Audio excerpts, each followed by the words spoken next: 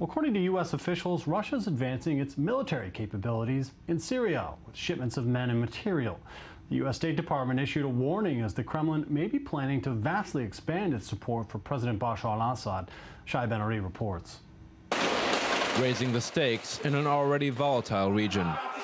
A report in the New York Times states that Russia has sent a military advance team to Syria, according to Obama administration officials, in what may be the beginning of an expansion of Russian support for the embattled regime of President Bashar al-Assad.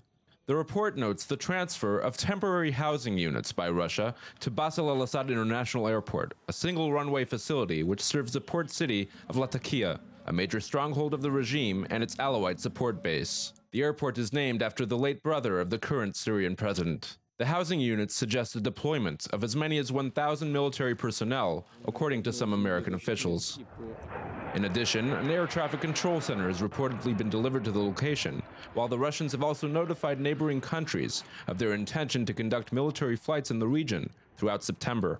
U.S. Secretary of State John Kerry voiced concern over the reports in a phone conversation with his Russian counterpart, Sergei Lavrov. We would be concerned by any attempt to support the Assad regime with military personnel, with aircraft, with supplies of any kind, or funding, because we view it as destabilizing and counterproductive. There is debate over what is the exact purpose of this Russian presence, though some speculate it is in preparation for Russia conducting its own airstrikes out of Syrian territory.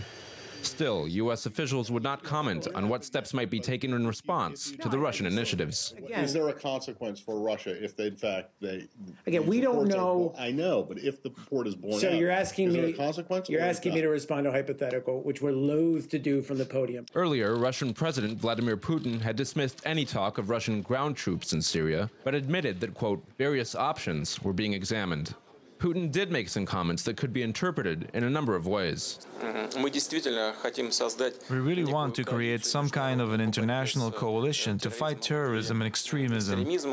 In order to achieve this goal, we are holding consultations with our American partners. The Russians, of course, consider most of the elements fighting the Syrian regime as terrorists, including moderate rebel forces backed by the West.